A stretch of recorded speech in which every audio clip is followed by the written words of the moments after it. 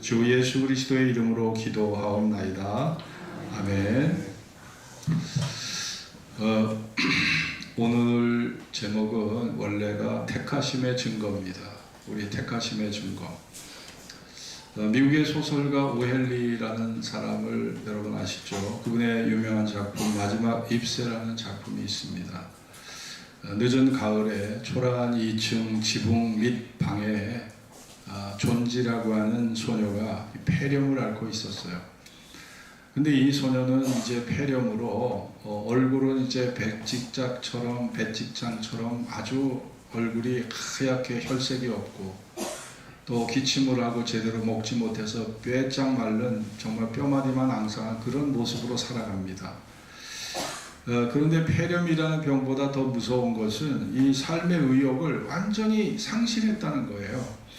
존지는 자기 병상에서 보이는 건너편 집 담쟁이 넝쿨을 바라보면서 그 넝쿨에 달려있는 모든 잎새가 떨어지면 내 인생도 이제 이 세상에서 하직을 하게 될 거라고 하는 그런 쓸데없는 믿음을 그가 갖게 되었습니다. 그렇게 생각하는 존지를 보고 그의 언니 수라는 여자가 얘야, 너 담쟁이 잎이 너와 무슨 상관이 있어? 너의 생명과 무슨 상관이 있길래 담쟁이 잎새와 너의 생명을 왜 연관시키냐고 야단을 쳤지만, 그러나 언니 아니야, 저 잎들이 다 떨어지면 나도 분명히 죽을 거야 하는 이런 신념에 사로잡히게 됩니다. 겨울이 가까이 오자 담쟁이 덩쿨의 모든 잎사귀가 떨어지지 않을 수 없죠. 가을에 바람이 세찬 바람이 불면 뭐 은행잎이나 나뭇잎이 그냥 우수수 떨어져요. 네? 이제 조금 있으면 이제 그런 일을 우리가 보게 됩니다. 그냥 우수수 떨어지고 그냥 낙엽들이 그냥 땅바닥에 막 뒹굴잖아요. 그게 정말 우리는 이 하나님이 계절의 변화를 통해서 우리에게 이 철학적 종교적 깨달음을 주시는 거예요. 야, 너희 생명도 저 나무에서 떨어지는 저 나무 이파리처럼 너희 생명도 언젠간 이렇게 되리라. 이게 철학적 교훈이에요. 종교적 교훈입니다. 하나님은 이 자연의 모든 변화를 통해서도 우리에게 이런 깨달음을 심으시는 거죠. 근데 그거를 보면서도 나는 영원히 살 것처럼 착각하는 사람이야말로 어리석은 겁니다. 어리석은 거죠. 자, 그런데 존지는 속으로 저 마지막 잎새가 떨어지면 나도 죽을 거야, 이런 생각을 깊이 하게 됐어요. 그런데 그날 밤 유난히 바람이 세차게 붑니다. 다음날 아침 존지는 잎새가 붙어있을 리 없다고 생각하고 커튼을 젖혀 달라고 했습니다. 자기 힘으로 커튼을 열어 제낄 힘조차 없었던 거거든요. 그런데 놀랍게도 마지막 잎새가 그대로 있는 거예요.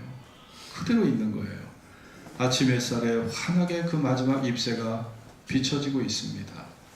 더욱 놀라운 것은 그 다음 날에도 이 마지막 잎새가 떨어지질 않는 거예요. 마지막 잎새의 강인한 생명력을 보고 존지는 다시 마음을 먹게 됐습니다. 삶의 의욕을 다시 찾게 됐습니다. 야, 저렇게 마지막 잎새가 떨어지지 않는 걸 보니 내 생명도 더 유지될 수 있을 거야 라고 하는 가능성을 갖게 된 거예요. 그러면서 마침내 이 존지가 병을 이겨냅니다. 그러나 존지가 보았던 그 마지막 잎새는 사실 그림이었습니다. 이 마지막 잎새가 이미 떨어졌지만 이 안타까운 사연을 들은 1층에 배어먼 할아버지가 미술 화가였어요. 무명의 화가인데 3층에 다락방에 사는 이 존지의 안타까운 사연을 듣고 마지막 잎새가 떨어지지 않도록 거기다가 물감으로 그려놓은 거예요. 유화물감으로. 여러분, 최근에 신문이나 방송을 보면 마음에 뭔가 우리가 이 땅에 희망을 가질 일들이 그렇게 많지가 않은 것 같아요. 답답하고 슬픈 절망적 뉴스가 너무 많이 있습니다. 전쟁의 소식, 이스라엘과 또 하마스 간에 전쟁이 벌어졌더라고요. 그 이제 성지순례도 마음껏 못 가게 될 것 같아요. 이 전쟁이 길어지면 또 끝없는 자연재해, 또 산불, 대형 화재, 뭐 경제적 불황에, 집값의 하락에, 부동산 거래 실종, 대출 이자의 급등, 각종 사건과 사고, 참 어떻게 보면 우리가 살아가는 세상은 희망이 사라진 세상처럼 보입니다. 마지막 입세의 주인공, 죽음을 기다리는 존재의 입장이 아마 우리의 입장이 아닌가 싶을 정도예요. 이런 상황에서 배엄한 할아버지와 같은 사람이 이 시대에 필요한 겁니다. 희망을 줄 수 있는 이 배엄한 할아버지가 어떻게 했습니까? 존지의 슬픈 사연을 듣고 자기의 재능을 다해서 재능 기부를 해서 거기다가 마지막 잎새, 떨어지지 않는 잎새를 그려 넣었잖아요. 그것이 희망의 불씨가 돼서 한 소년을 살게 했잖아요. 여러분, 오늘도 희망을 잃은 사람에게 희망을 되찾도록 하는 그런 사람들이 우리에게 필요한 겁니다. 왜 하나님이 이 땅에 교회를 주셨을까요? 왜 교회를 주셨을까요? 우리가 교회를 통해서 복음의 소망, 죽음 이후의 부활의 소망, 하나님의 사랑에 기대어 살아갈 수 있는 그 사랑의 위로, 성령의 위로, 우리가 기도 안에서 하나님과 인격적인 교제를 하면서 겪는 그 마음의 평안, 여러분 이런 것들이 우리 삶에 빠져버린다면 과연 절망에 빠진 세상과 우리 심령과 뭐 무슨 차이가 있겠습니까? 똑같겠죠. 그러나 교회는 이 배엄한 할아버지의 역할을 하고 있는 것이고, 오늘 목회자가 그런 역할을 하고 있는 것이고, 교회 성도들이 그런 역할을 해줘야 되는 것이고, 여러분 어떤 기업가가, 정치가가, 교사가 사실은 그런 역할을 해줘야 되는 거예요. 배엄한 할아버지와 같은 역할을 누군가가 해줘야 우리가 희망을 갖고 살 수 있는 겁니다. 우리 마음의 가장 큰 위기가 뭐예요? 희망이 보이지 않는다는 거예요. 이게 우리에게 너무나 큰 위기인 것입니다. 여러분, 데살로니가 교회가 1세기경에 사도 바울 일행에 의해서 개척된 교회입니다. 근데 사도 바울은 이 교회를 개척하고 여기에 3주밖에 머물지 못했어요. 3주밖에. 복음을 전하고 새 안식일 3주밖에 설교를 3번밖에 못한 거예요. 그리고 베레아로 떠나버립니다. 그러니까 이 데살로니가 교회 교인들은 복음, 예수 그리스도의 십자가의 복음, 십자가와 부활의 복음을 듣고 그 바울이 자기들에게 전해준 그 말씀을 듣고 이제 신앙을 이어가는데 엄청난 환란이 몰아닥친 거예요. 그 환란을 견디면서 사도 바울이 이 교회에게 편지를 쓰게 될 정도로 사도 바울은 데살로니가 교회에 엄청난 애정을 갖고 있었어요. 그러면서 사도 바울은 야, 내가 3주 동안 겨우 3주에 머물면서 개척을 했는데 저 성도들이 제대로 믿을까? 저 성도들이 과연 제대로 믿는 것일까? 반신반의하게 된 거죠. 내가 1년이나 2년 동안 말씀 공부를 시킨 것도 아니고 저들을 체계적으로 어떻게 이끈 것도 아닌데 겨우 3주, 3번 설교를 한 정도밖에 저들을 내가 복음을 전한 것밖에 없는데 과연 신앙의 생명력이 유지가 될 수 있을까 하는 의구심이 사도 바울에 찾아든 거예요. 그런데 들리는 소문은 그것과는 전혀 다른 그런 소문이 들렸습니다. 얘기를 들어보니까 이 데살로니가 교회가 너무나 어려운 환난 중에도 든든히 믿음을 잘 지키고 있다는 것을 알게 되었어요. 믿음의 역사와 사랑의 수고와 소망의 인내가 그들에게 있다는 것을 사도 바울의 귀에 그 소식이 들려지게 된 겁니다. 그러면서 기쁜 마음으로 펜을 들고 이 글을 쓰게 된 겁니다. 오늘 이 본문 보면 4절을 같이 읽읍시다. 하나님의 사랑하심을 시작. 하나님의 사랑하심을 받은 형제들아, 너희를 택하심을 아노라.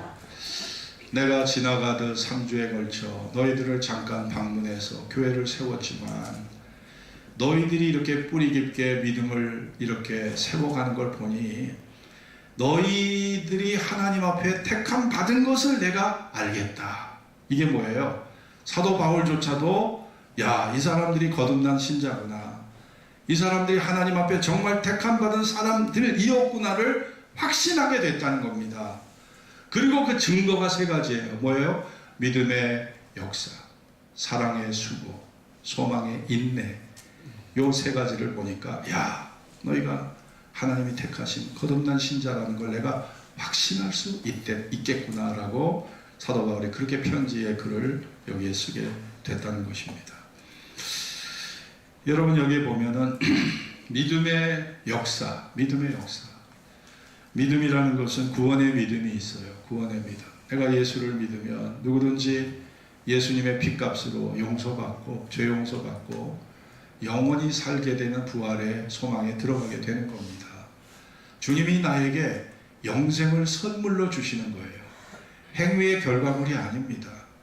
영생은요, 선물이에요. 하나님이 거저 주시는 선물입니다. 그래서 이것이 바로 구원의 믿음이고, 여기에 보면 믿음의 역사라는 건 뭘까요? 내가 믿을 때 나타나는 열매입니다. 믿음의 열매로서의 믿음의 역사, 믿음의 일하심, 믿음의 일, 믿음의 사역을 말합니다. 여러분, 사도 베드로가 오순절 되기 전에 예수님의 십자가 앞에서 예수님을 3번이나 부인했어요. 배신자, 비겁한, 배은망덕한 죄인이 돼서 예수님을 3번씩 부인하는, 예수님의 이름을 저주해버리는 너무나 이런 엄청난 죄악을 졌습니다. 그러나 오순절 이후에 베드로는 180도 달라진 사람이 되었어요. 우리가 사도행전 3장을 보면 성전 미문에 앉아 구걸하는 안진뱅이 거린이 있었습니다. 그때 베드로에게 손을 벌려 구걸을 할 때 베드로가 한 말이 무엇입니까? 은과 금은 내게 없거니와 내게 있는 것으로 내게 주노니 곧 나사렛 예수 그리스도의 이름으로 걸으라. 나는 은과 금은 없다. 내가 물질로 너를 도와줄 수는 없지만 나에게 있는 예수 그리스도의 크신 이름의 권세로 내가 명하노니 일어나라는 거예요. 그랬을 때 이 안진뱅이 거린이 일어나서 걸으며 뛰며 하나님께 영광을 돌리는 기적의 역사가 일어났습니다. 여러분, 이게 믿음의 역사입니다. 사도 베드로가 성령 오순절날 성령을 받기 전에는 믿음의 역사가 없었어요. 그런데 성령을 받고 보니까 이런 믿음의 역사가 일어나는 겁니다. 사도 바울은 가지고 다니는 손수건, 사도 바울이 가지고 다니는 이 손수건만 사람들이 만져도 병이 났어요. 이게 뭐예요? 믿음의 역사인 거예요. 제가 이 손수건을 돌린다고 해서 여러분 병이 낫겠습니까? 그러나 하나님께서 특별히 그 사람의 직분이나 사역에 맞게 하나님이 능력을 나타나게 하시는 거예요. 그러니까 사도 베드로의 능력, 사도 바울이 나타난 능력이 있지만 우리에게도 크고 작은 그런 역사가 있는 겁니다. 나는 과거에 전혀 사람 앞에 나서지도 못하는 내성적인 사람인데 제가 지금 설교를 하고 있잖아요. 이게 믿음의 역사죠. 믿음의 역사입니다. 저도 믿음의 역사로 병고침을 받았고, 제가 저를 위해서 기도한 그 금식을 하면서 기도한 게 안면 홍조증 고쳐달라고 기도했는데 이 안면 홍조증이 많이 사라졌어요. 제가 전립선 때문에도 고생을 많이 하는데 전립선도 어느 날 보니까 이 전립선이 나왔더라고요. 제가 밤에 2시간마다 잠에서 깨요. 오줌을 놓아야 돼서. 그런데 제가 기도원에서 1달 정도 금식을 하고 기도하고 이렇게 왔잖아요. 야, 그런데 딱 깨보니까 10시에 깼는데 4시에 딱 눈을 떠 6시간 동안 아무렇지도 않은 거예요.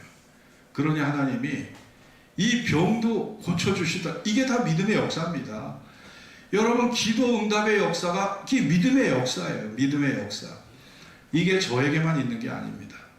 누구든지 하나님 앞에 진실하게 기도하고 간절히 기도하고 간구할 때 이런 믿음의 역사가 우리에게도 임하게 될 줄 믿습니다. 할 수 있거든. 이 무슨 말이냐? 믿는 자에게는 능치 못할 일이 없느니라. 내 입을 넓게 열라 내가 채우리라고 주님은 말씀하셨어요. 우리가 기도하면 이런 능력이 베드로와 사도 바울에게만 나타나고 강석기 목사에게만 나타나는 능력이 아니에요. 예수의 이름을 믿는 모든 자는 왕같은 제사장들입니다. 우리가 성경에 보세요. 사도 베드로 전서에 보면 너희는 택하신 족속이요 왕같은 제사장들이요 그의 거룩한 나라요 소유된 백성이니 이는 너희를 어두운 데서 불러내어 그의 기이한 빛에 들어가게 하신 자의 아름다운 덕을 선전하게 하려 하심이라고 말씀하고 있잖아요. 여러분과 제가 무슨 왕같은 제사장이 될 수 있겠습니까? 그러나 예수의 크신 이름으로 기도할 때 너희가 땅에서 매면 하늘에서도 매이고 땅에서 풀면 하늘에서도 풀리리라고 했습니다. 우리의 이름이 아니에요. 예수의 이름으로 나아갈 때 왕같은 제사장의 권세를 우리가 갖게 되는 줄로 믿습니다. 그래서 죄악이 묶입니다. 내가 땅에서 매면 죄악이 매이게 돼요. 마귀의 권세가 매입니다. 마귀의 권세가 묶입니다. 내가 예수의 크신 이름을 의지하여 기도하면 하늘의 영광이 열리고 기도의 응답의 역사가 열려지고 바로 하늘의 광맥이 여러분과 저에게 열려지게 될 것을 믿습니다. 여러분이 이 기도 응답의 소망을 가지고 살아가셔야 돼요. 이 기도 응답의 소망을 가지고 살아갈 때 바로 믿음의 역사가 우리에게 나타나는 것이고, 또 여기에 보면 데살로니가 교회의 특징은 사랑의 수고가 있었다는 겁니다. 예수님을 사랑하니까 예수님을 위해서 드리는 시간과 물질과 열정과 재능이 하나도 아깝지가 않은 거예요. 그래서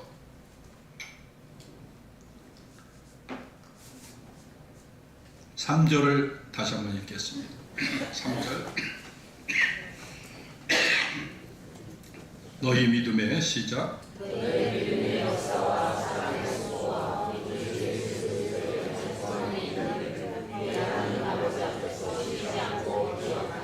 네, 믿음의 역사와 사랑의 수고가 있잖아요. 사랑의 수고. 여러분 미국의 워싱턴 북동쪽으로 가면 60km 떨어진 지점에 메릴랜드 주가 있습니다. 이 메릴랜드 주가 인구가 이 메릴랜드 주에 볼티모어라고 하는 도시가 있어요. 2013년 인구 통계를 보니까 62만 정도 살더라고요. 우리 군포시 다 해봐야 20만인데 군포시보다 한 3배가 더 큰 도시예요. 인구가. 지금은 한 70만 정도 살 거예요. 10년 전 통계니까. 근데 미국의 어느 사회학과 교수가 이 볼티모어 빈민가에 학생들을 보냅니다. 이 사회학과니까 사회 현상을 면밀히 연구하고 통계를 내는 그런 일들을 이 대학교 학생들에게 시킨 거예요. 논문을 작성하기 위해서 청소년 200명의 생활 환경을 조사하라는 과제를 줬습니다. 그래서 학생들이 조사를 마치고 교수 앞에 어떤 보고서를 썼냐면 이 200명의 아이들에게는 아무런 희망이 없다는 것을 그렇게 보고서를 제출했어요. 가난하고 부모는 병들어 있고 어떤 사람은 마약 중독, 알코올 중독, 실업자, 겨우겨우 하루하루 벌어서 먹고 살아가는 너무나 가난한 지역이기 때문에 희망이 보이지 않는다. 희망이 없다. 이런 편지를, 그런 보고서를 낸 거죠. 그런데 그로부터 25년이 지난 후에 다른 사회학 교수가 우연히 그 논문 저장고에서 25년 전 논문을 본 거예요. 그래 볼티모어 이 빈민가 지역의 청소년 200명의 대상으로 이 앙케이트 조사한 거를 다 그거를 갖다가 논문에서 발견하고, 그렇다면 이 200명의 학생들이 지금은 어떻게 됐을까라는 궁금증을 갖게 됩니다. 그래서 다른 학생들을 이제 불러다가 야, 너희가 이 논문을 기준해서 이제 그 200명의 학생들이 지금 어떻게 살고 있느냐 조사를 해보라고 그랬어요. 그래갖고 조사를 해보니까 20명 정도가 사망을 했거나 타 지역으로 이사를 했고 180명 나머지 180명 중에 176명이 아니 성공적인 삶을 살고 있더라는 거예요. 직업도 뭐 변호사, 의사, 사업가 등 아주 상류층에 속한 직업을 갖고 있더라는 거죠.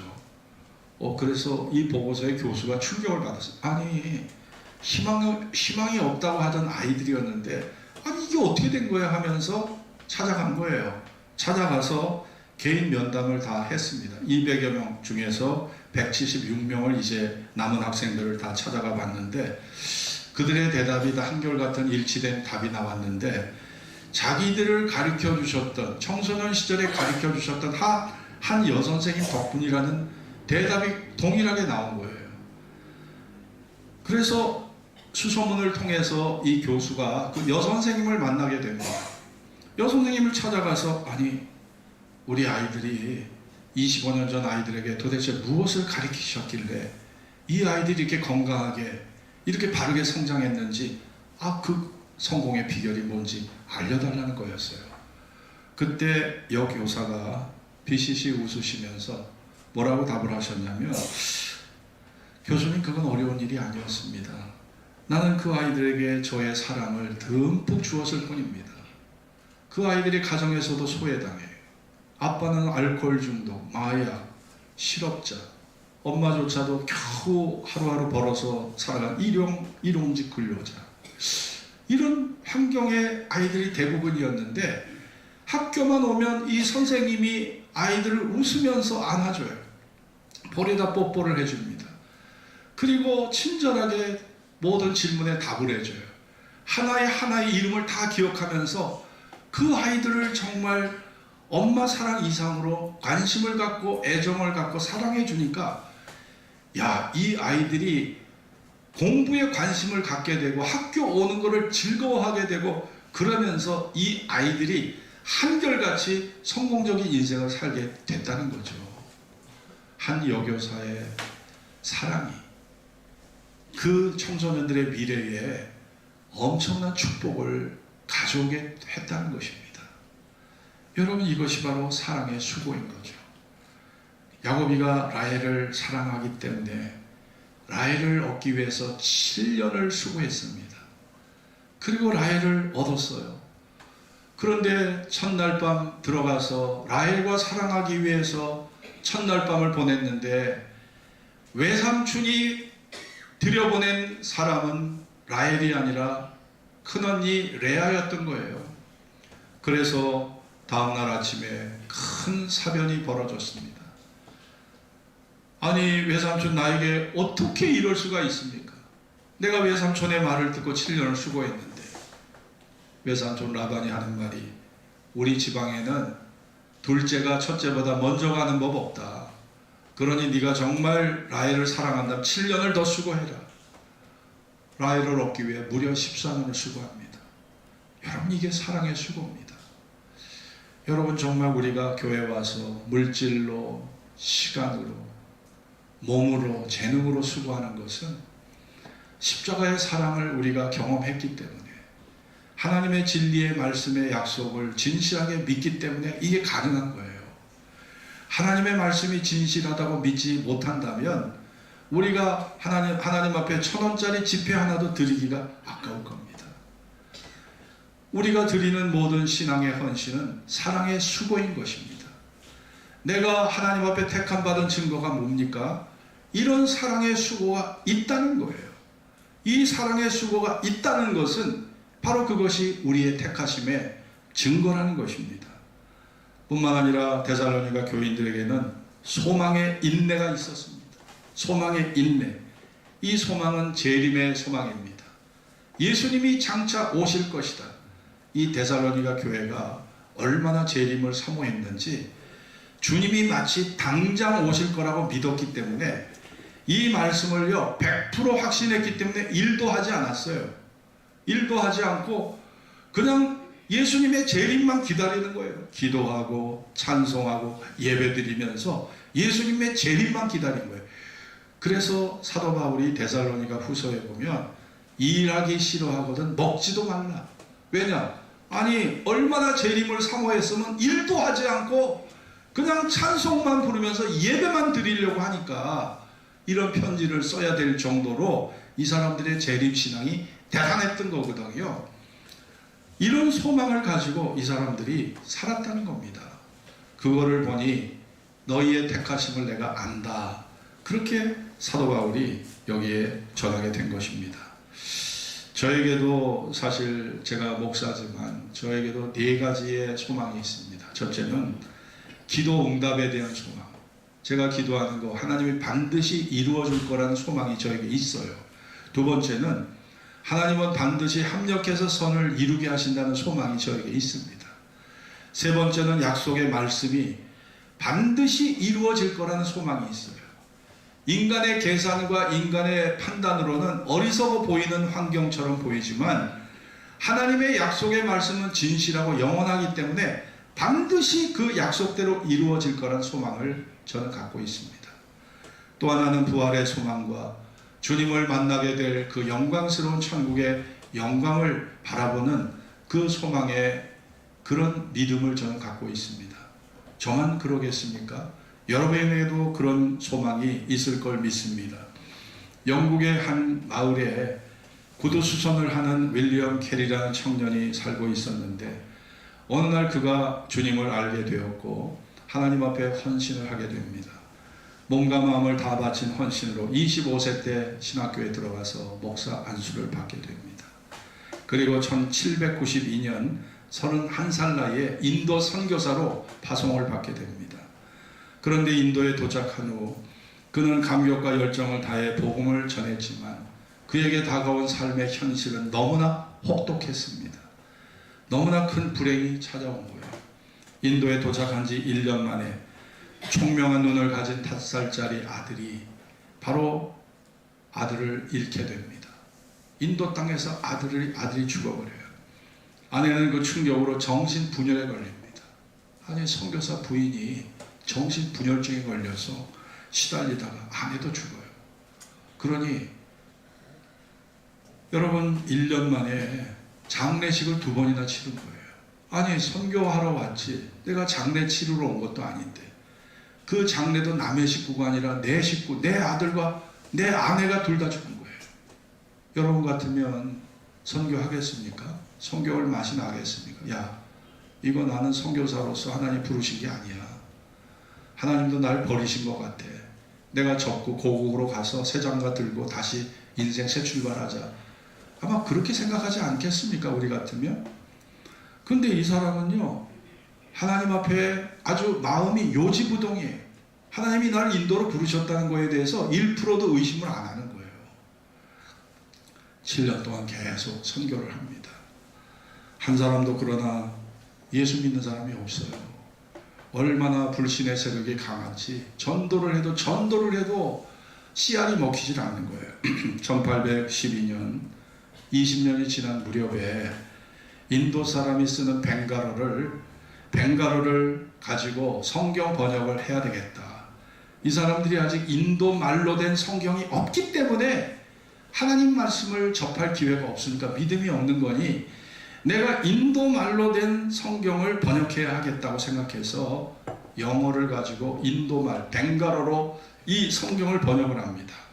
20년 만에 그 작업을 어느 정도 완수를 했어요. 선교 본부에 연락을 합니다. 제가 벵가로 성경 번역을 마치고 인쇄만 앞두고 있는데 이곳은 시설이 부족하니 종이와 잉크와 인쇄기를 보내주셔서 벵가로 성경을 보급할 수 있도록 해달라고 선교 본부에 연락을 했더니 선교 본부에서 그걸 지원을 해줬어요. 그래서 종이와 잉크와 인쇄기가 이게 배를 타고 온 거예요. 그래서 성경을 찍는 인쇄기가 들어왔을 때 감격해서 정말 윌리엄 캐리는 감격해서 하나님께 감사의 기도를 드렸습니다. 그런데 인쇄하는 시간, 그 시간에 윌리엄 캐리가 그거를 갖다가 직원에게 맡기고 전도하러 나갔는데 돌아보니까 인쇄공의 실수로 그 인쇄하는 시설 안에 화재가 난 거예요. 화재가 나서 20년 수고가 다 잿더미가 되어버려요. 잿더미가. 그래서 번역한 원본이 사라졌어요. 벵가르 문법사전과 문법 책조차도 다 타버린 거예요. 여러분이 그런 지경에 빠져 있다면 이거 선교하라는 얘기일까요? 하지 말라는 얘기일까요? 여러분 이런 환경에서 이런 사인을 받게 된다면 아마 우리는 보따리 싸고 다 고국으로 들어갈 겁니다. 야, 이거 선교하지 말라는 거구나. 나는 하나님이 버린 자식이구나. 나 그냥 다시 고국 영국으로 가야 되겠다. 이랬을 거예요. 그런데 윌리엄 캐리가 잿더미 위에서 무릎을 꿇고 기도하면서 어떻게 기도했냐. 주님, 저의 20년 수고를 거두어 가셨지만 그래도 저의 마음에 심어 주신 믿음을 거두지 않으신 거 감사합니다. 야, 이렇게 기도를 합니다. 그리고 직원들이 불안에 떨어요. 야, 이거 우리 큰일 났다. 선교사님의 재산을 다 태워버렸으니 실수로. 그런데 그 직원들을 향해서 윌리엄 캐리가 여러분 용기 잃지 마십시오. 이 일은 우리가 하나님께서 우리를 전진시키기 위한 과정입니다. 하나님은 반드시 합력하여 선을 이루어 주실 겁니다. 그러면서 다시 벵가로 성경을 번역하는 일을 다시 시작했어요. 그러면서 결국은 이것이 보급이 되고 그러면서 윌리엄 캐리는 인도의 선교의 아버지가 될 수 있었던 겁니다. 그런 시련과 역경을 겪고 나서 위대한 선교의 열매가 맺히게 된 거예요. 여러분, 저는 이번에 아시안 게임을 지켜보면서 어제도 우리 축구가 승리했고 또 야구도 또 대만을 2대0으로 이겼습니다. 배드민턴 안세영 선수가 뭐 1세트는 이겼지만 2세트에는 이 다리 부상이 와가지고 여기다가 막 그냥 약을 뿌리고 그리고 진통제를 뿌리고 경기에 임했지만 결국 2세트는 내줬잖아요. 다리를 쩔뚝거리면서도 3세트에 기어코 이겨서 금메달을 땄어요.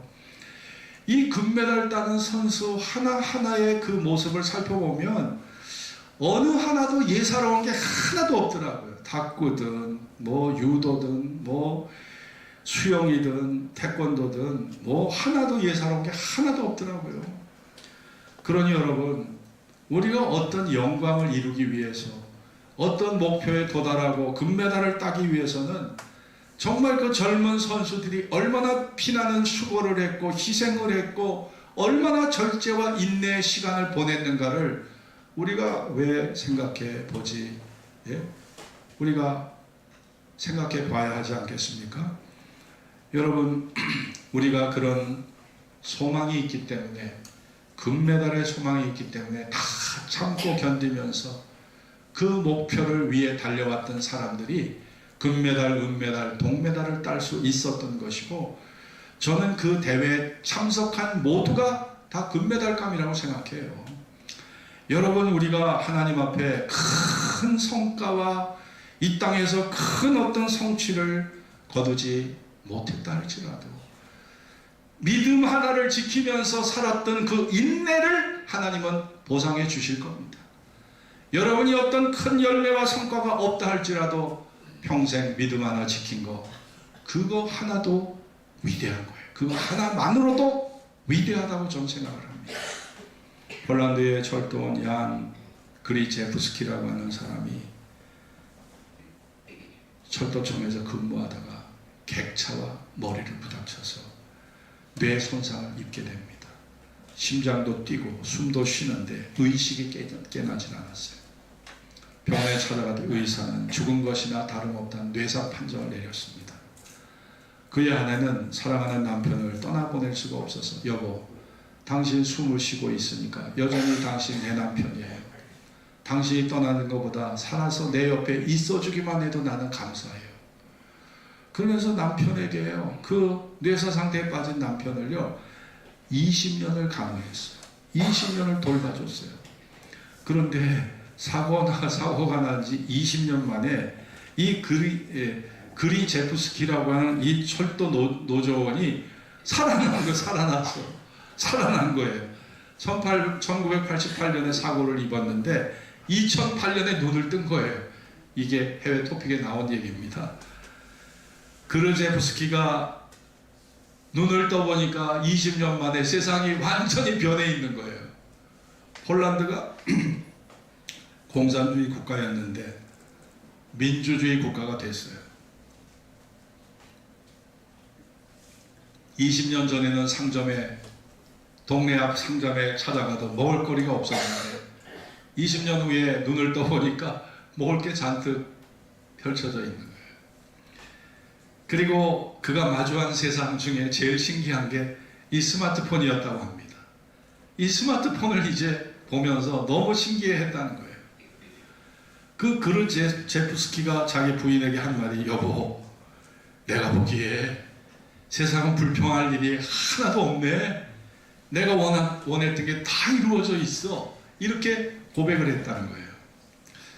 우리가 당연히 누리고 있는 일상 속의 삶이, 여러분, 20년 만에 깨어난 사람에게는 놀라운 편리한 세상으로 보여지는 거죠. 20년 동안 인간이 만든 세상도 이렇게 편리하고 아름다운데, 우리 주님께서 2000년 전에 제자들에게 약속한 것이 무엇입니까? 너희는 마음에 근심하지 말라. 하나님을 믿으니 또 나를 믿으라.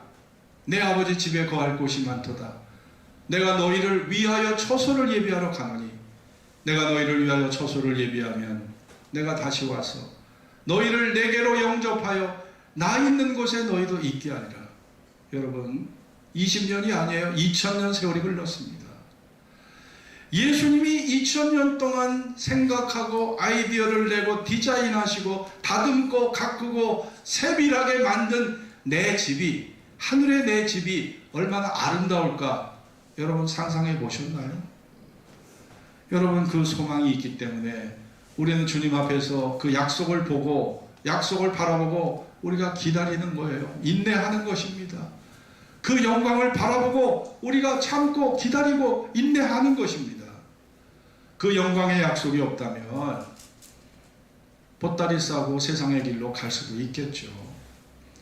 데살로니가 교인들을 바라보면서 사도 바울이 무엇을 보고 너희가 택하신 자라고 그가 고백하였습니까? 믿음의 역사, 사랑의 수고, 소망의 인내가 그들에게 있는 것을 보고 너희의 택하심을 내가 안다라고 그렇게 확증의 도장을 딱 찍어줬습니다. 여러분 마음속에 이 세 가지의 증거가 있는지 꼭 확인할 수 있길 바랍니다. 믿음의 역사, 사랑의 수고, 소망의 인내, 이것이 없다면 우리가 어찌 믿음의 사람이라고 자부할 수 있겠습니까? 이 세 가지가 주님이 나에게 성령으로 심어주신 거예요. 우리가 세상 사람들과 다를 바가 뭐가 있겠어요? 겉보기엔 다 똑같아요. 살아가는 게 다 똑같습니다.